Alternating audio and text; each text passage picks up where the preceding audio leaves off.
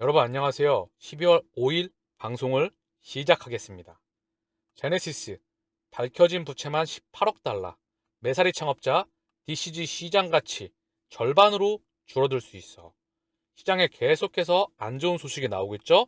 더불어서 UBS, GBTC, 잠재적 위험 초래 가능성 경고하고 있다. 그렇지만 청산 가능성은 낮아. 자, 아랫길에 한 말이죠. 중요한 건 공포. 미디어에 공포가 오고 있다. DCG까지 흔들거려? 이거 뭐지? 이거 진짜 위험한 거 아니야? 그러면서 청산 가능성은 낮다. 시장 가치는 절반으로 줄어들 수 있어. 그래서 내용을 조금만 더 보면은요. 제네시스는 향후 2년 반 동안 채권자들에게 상환하기 위해 매달 수백만 개의 GBTC를 매각해야 할 수도 있으며 동시에 ETF를 출시하려는 DCG의 동력도 줄어들 수밖에 없다고 경고했다. 전반적인 상황이 여전히 발전하고 있고 실제 데이터가 공개하려면 시간이 걸릴 수 있다. 현재로서는 그렇게 낙관적이지 않다. UBS는 보고서를 통해서 청산 가능성은 그렇지만 낮다. 그래서 GBTC는 63만 3천 비트코인 이상을 보유하고 있으며 이는 현재 시가로 한화 약 14조 원 이상이다. 위험을 초래할 가능성이 있지만 청산 가능성은 낮다. 자, DCG가 GBTC 투자를 활용하는 것도 좋은 옵션 중 하나이다. 자, 그리고 지난 11월 UBS는 3억 7,500만 스위스 프랑 규모의 채권을 발행했다. 채권을 발행과 동시에 전통 거래소와 디지털 거래소에 상장했다. 스위스 증권거래소 운영사 식스그룹 산하 암호화폐 거래소인 식스 디지털 거래소와 스위스 증권거래소 사이에 상장되는 전 세계의 첫 디지털 채권이다. 자, 이 식스 디지털 산하 식스 디지털 거래소 리플과 무관하지 않죠? 그쵸? 그리고 중요한 건 미디어를 통해서 매크로에 대한 부분이 엄청난 공포가 닥치고 있습니다. 필터링이 필요한 부분이고요. 제가 끊임없이 언급을 드렸죠? 길을 우직하게 걸어 나가시길 바랍니다. 흔들기다. 싱가포르 부총리, 싱가포르 암호화폐 허브 될 계획 없다. 이 이면에서는 싱가포르는 물밑에서 인프라가 끊임없이 확장해 나가고 있습니다. 그런데 암호화폐 허브 될 계획 없다. 어제 한국은행 총재가 언급을 했었죠. 블록체인 이거 뭐야? 그러면서 물밑에서는 CBDC에 대한 작업이 끊임없이 확장해 나가고 있죠. 그 연장선에서 보시면 되리라 생각을 합니다. 끊임없이 비관적인 소식들과 안 좋은 소식들, IMF 총재, 더불어 전 IMF 총재이자 ECB 총재인 크리스틴 라가르드, 비트코인은 이상해. 가치가 굉장히 불확실해. 하는 스테이블 코인에 더 강력한 규제 필요하다. 그러면서 스테이블에 대한 규제에 대한 필요성을 한국은행에선 언급을 하고 있죠. 자, 메타는 메타버스 위한 디지털 정책이 필요하다. 메타버스, 인프라가 확장된다. 100%이 세상은 온다. 글로벌 빅테크들이 끊임없이 인프라를 깔아가고 있다. 전 세계 중앙은행과 정부가 물밑에서 빅테크와 함께 금융기관과 함께 이 작업을 진행해 나가고 있다. 모든 미디어를 통해서 대중의 눈을 가려가면서 그들은 작업을 하고 있습니다. 폴 크루드먼, 노벨 경제학상 수상자죠. 폴 크루드먼이 암호화폐 산업에 대한 종말을 예고해 관련 업계의 이목이 집중되고 있다. 전 이 말을 이렇게 바꿔서 얘기할게요. 종이화폐 산업, 종말이 왔다. 이미 오고 있다. 미 국채 비중을 줄여나가면서 달러와 유로 앤 파운드 위안화 국제결제 통화의 붕괴가 다가오고 있다. 금리를 이용한 자본주의의 성장 시스템이 끝나가고 있다.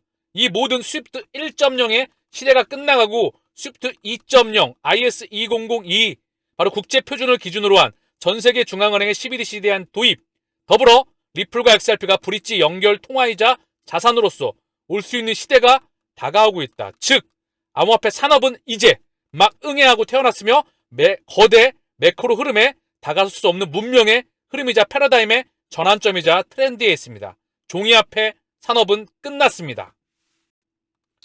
우즈벡 당국 암호화폐 발행, 등록 등 관련 규제 발표하였다. 우즈베키스탄 암호화폐 시장 감독기관 국가미래사업청이 자국 내 암호화폐 관련 새로운 규제를 내놔 관련 국가들의 이목이 집중되고 있다. 우즈베키스탄 암호화폐 시장, 바로 국가미래사업청이 중앙아시아 국가 내 암호화폐 발행, 등록, 공개 등 유통 절차에 대한 새로운 규제를 내놨다. 암호화 자산에 대한 기본적인 법적 정의와 유형 구분 등의 내용과 암호화폐 발행, 예치, 보관, 주체제에 대한 요구사항, 회계 기준 및 의무사항을 포함하고 있다. 끊임없이 다른 국가들 또한 준비를 해나가고 있죠. 우크라이나 의원 합법적 암호화폐 유통이 목표이다. 자국 내 암호화폐 접근 방식에 대한 대원칙을 전해 눈길을 끌고 있다. 증권 주식시장위원회가 주관하는 암호화폐 과세 등 세법 개정안 마련을 위한 첫 회의에서 암호화폐에 대한 우크라이나 접근 방식은 시장에 해를 끼치지 않는다는 대원칙을 지키는 것. 우리의 목표는 간단하다. 우크라이나에서 암호화폐가 합법적으로 유통되도록 하는 것이다. 이 세상을 물밑에서 이미 진행하고 있습니다. 미국, 유럽 비판에도 오펙 플러스 하루 200만 배럴 감산 방침을 유지한다. 자, 이 기준점을 보게 되면 인플레이션이 한동안 꺾이지 않을 것 같다는 그런 흐름이 예측되고 있어요. 첫 번째, 우크라이나, 러시아 전쟁에 대한 바로 일시적인 봉합. 이게 늦어지고 있죠. 두 번째, 중국 봉쇄에 대한 완전한 해제. 중국에 대한 봉쇄가 풀렸다가 잠겼다가 풀렸다가 잠겼다가 중국은 시차를 두고 풀릴 겁니다. 세 번째, 원유에 대한 바로 증산이 이루어져야 되는데 여기서는 감산, 즉 인플레이션에 대한 추세적인 꺾임이 아직까지는 확인이 필요한 부분입니다. 미국 시계 브랜드 타임엑스, 자, BAYC 컨셉 시계 및 NFT 출시 예정이다. 자, 시계 브랜드에서 NFT 출시 예정이다. 이미 많은 브랜드들이 NFT에 대한 도입을 앞두고 있죠. 그리고 실제 도입하는 그런 브랜드도 많이 나오고 있고요. 그런데 여기서 포인트가 뭐다? 자, 보자고요. 명품 시계 브랜드 가상화폐로 결제 가능하다. 그중에 태그 호이어가 북미 한정 상품 출시하였다. 스위스 시계 브랜드인 태그 호이어가 지난 예전 날짜고요. 대략 한 2022년 5월 19일 그 기준점으로 해서 언급되었던 부분인데요. 가상화폐 결제 시스템을 북미 한정으로 도입하였다. 라는 부분인데요. 구찌도 비트코인으로 명품을 산다. 명품업체 구찌 코인 결제에 뛰어든 이유. 더불어서 미국 극장에서 가상화폐로 영업한다. AMC. 도지 시바이누 결제 시스템에 추가하였다. 그러면서 스타벅스 커피 비트코인으로 산다. 정말 중요한 건 뭐다? 명품 업체에서는 바로 얘네입니다. 루이비통 헤네시 그룹이 비트코인으로 결제를 받는다. 라는 소식이 나오게 되면 폭발적으로 시대가 땡겨옵니다. 그 시기를 저울질하고 있겠죠. 그쵸? 대중의 눈에 직접 보이게 될 그 시스템을 도입할 에르메스부터 해서 지방시부터 해서 DK하나부터 해서 없는 게 없습니다. 전 세계 최대 바로 명품 그룹인 루이비통 헤네시 그룹, 얘네가 도입이 돼야 되겠죠. 중요한 건 그 시기를 저울질하고 있을 거라 생각을 합니다. 미국 SEC 리플 판매는 투자 계약이라는 주장은 입증에 실패하였다. 리플 측 변호인은 SEC는 2013년부터 2020년 진행된 XRP 판매가 연방증권법에 따른 투자 계약임을 주장하지만 이를 입증하지 못했다. 결국 연방법상 증권 여부를 판단하는 기준은 그들이 들이댄 거죠. 하위 테스트를 들이대서 돈이 투입되며 그 돈이 공동의 사업에 쓰일 경우, 타인의 노력으로 이익이 발생할 경우 이 세 가지인데 이 세 가지를 만족할 수가 없어서 XRP는 증권으로 분류될 수가 없다. 우리는 하위 테스트에서 XRP가 증권임을 입증할 수 없다는 점에 기인해 법원에 정식 재판이 아닌 약식 재판 진행을 요청했다. 소송에 대한 명확성과 결과, 이 부분에 대한 명확성이 하루라도 빨리 나올 수 있기를 기대해 봅니다. 자, 리플은 9조 달러 규모의 시장을 공략하고 전 세계 인구의 50%에게 서비스를 제공할 수 있습니다. 자사의 XRP 레저가 전 세계 수십억 명의 스테이블 코인과 CBDC를 처리할 수 있을 만큼 충분히 능력이 있다고 확신합니다. 중앙은행이 한편으로는 중앙 집중화와 다른 한편으로는 혁신 사이에서 중요한 균형을 유지해야 할 것이라고 말했습니다. 자, 더불어서 뱅크 오브 아메리카가 리플과 협력하길 원하며 그들의 ODL 제품을 사용할 것이다. 뱅크 오브 아메리카는 미국 중앙은행의 주요 주주 중 하나이죠. 더불어서 호주 최대의 금융 대기업인 커머널스 뱅크는 국내 및 글로벌 거래를 위해 리플의 XRP 표준을 구현하려고 합니다. 통제와 혁신 사이의 균형, 바로 CBDC, 리플의 노일 설계 이유이죠. 자, 중앙은행 이 부분을 위해서 XRP 사설 원창, CBDC 사설 원창을 통해서 전 세계에 확장해 나가는 부분. 그 중심에 리플 네트워크가 딱 하고 국경 간 솔루션, 성장하고 진화하는 리플 네트워크, 국경 간 결제 솔루션. 여기 산탄데르, 그리고 스탠다드 차타드, 뱅크 오브 아메리카, 태국 시암은행, 전 세계 글로벌 다국적 은행들이 여기 보이고 있죠. 엄청난 거대 은행들. 근데 우리가 리플에 투자하고 있는 본질적인 이유. 글로벌 리플의 파트너죠. 리플의 릴레이션십입니다. 관계망을 보게 되면 구글, 페이팔, 유니온페이, 중국의 은행, 텐센트 다 나와 있죠. 여기 알리페이, 그리고 페이티엠, 우버 딱 여기 가운데 리플이 포진하고 있습니다. 코인베이스, 아마존 다 포진되어 있어요. 글로벌 결제망에 전 세계 결제망들에 다 깔려 나가고 있다. 금융기관과 은행과 송금기업과 각 기업들의 결제망에 이미 인프라는 다 깔려 나가고 있다. 대중은 눈을 감기지만 오늘 또한 그레이스케일과 디지털 커런시 그룹이 다시 한번 언급되면서 시장을 흔들어대고 있어요. 그러면서 수급을 완전히 차단시킵니다. 테라 루나 사태로 발전된 그 시스템이 결국은 FTX를 넘어서 이제 그레이스케일, DCG까지 흔들어대고 있다는 거죠. 그러면서 모든 미디어를 통해서 수급을 차단하고 인프라는 다 깔려 나가고 있고 오히려 리플은 소송으로 인해서 눌려 있다는 거죠. 겁나서 들어올 수 있겠습니까? 그러나 확신 있는 사람들은 지금이 땡큐하고 담을 수 있는 기회이죠.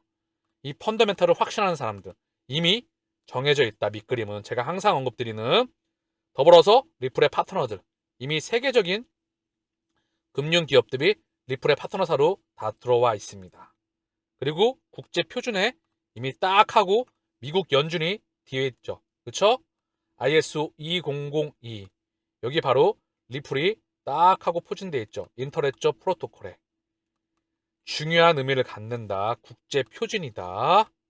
여기에는 사실 엑센추어, 컨센시스, SAP, R3, IBM, 그리고 스텔라, 하이퍼레처 패브릭, 스위프트, 제가 항상 언급드린 JP 모건, 미국 중앙은행의 주요 주주 중 한 명, 서클, USDC. 자, 그리고 여기 골드만삭스가 당연히 들어가겠죠? 알고랜드. 이 중심에 누가 있다? 바로 XRP가 있다. 이미 미래는 정해놨다. 그리고 이면에서 자, 동아시아 중심에서 인프라 확장을 하고 있는 여기 바로 SBI 그리고 소프트뱅크 그 중심에 소프트뱅크 비전 펀드에 바로 손정희 회장이 있다. 손정희가 있다. 인프라를 다 깔아나가고 있다. 실물 경제에서 메타로 가상 경제로서 자, 가상 코인이죠. 토큰과 코인 얘네는 자산입니다. 사실 CBDC와 스테이블 코인이 지금의 돈을 대신하게 될 것이고요. 얘네는 주식과 부동산 바로 이 자산을 대변하게 될 것입니다. 그래서 이 브릿지와 인프라 이 작업을 다 전 세계 빅테크들과 기업들과 함께 만들어 깔아나가고 있다. 인공지능과 블록체인을 기반으로 해서 이미 미래는 정해져 있습니다. 그렇기에 흔들릴 이유가 없다는 거죠. 투자라는 것은 결국 펀더멘탈에 대한 반영, 펀더멘탈의 귀속입니다. 리플렛의 끊임없는 확장, 리플 네트워크에 참여하는 금융기관, 송금기업 기관들이 폭발적으로 늘어납니다. 웹 3.0, 블록체인망, 4차 산업 이 말에 모두 다 들어가 있습니다. 즉 결국은 XRP 레저상에서 XRP 수요가 폭발적으로 증가할 수밖에 없는 필연적인 구조를 가지고 있습니다. 즉 대체가 불가능한 시장입니다. 대체가 불가능한 시장이다. 국경 간 결제, 송금 거래에 있어서 거액 결제용 CBDC, 도매용 CBDC를 그들이 설계하고 선택했다는 점입니다. 대체가 불가능하다. 시장이 폭발적으로, 대폭발적으로 성장합니다. ODL 참여기관과 파트너십이 지속적으로 증가합니다. 여러분들은 방금 전에 확인을 하셨죠? 끊임없이 지속적으로 확장해 나가는 파트너십과 결제망들, 그리고 국제 표준들. 이것 또한 과거 자료이기 때문에 끊임없이 확장해 나가고 있을 겁니다. 눈 밑에서 보이지 않는 흐름에서 끊임없이 국제 표준을 기본으로 해서. 그래서 결국은 때가 이르면 소송에 이래서 대중의 눈을 가리고 있지만 결국은 때가 이르면 돌덩이처럼 보이는 XRP가 리또 속이란 말이 나오게 되죠. 결국은 다이아몬드, 그 가치를 보게 될 수밖에 없습니다. 그 시기는 거대 문명의 패러다임과 트렌드, 혁명은 오지 말란다고 해서 오지 않는 것도 아니며 간절히 오라고 바란다고 해서 오는 것도 아닙니다. 그냥 필연적으로 우리에게 다가오고 있습니다.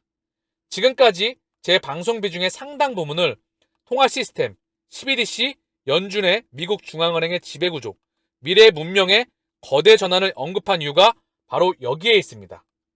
결론은 기존 판을 다 갈아엎고 새 판 깔아 기존 판과 새로운 판에 대한 이해와 확신을 해야 합니다.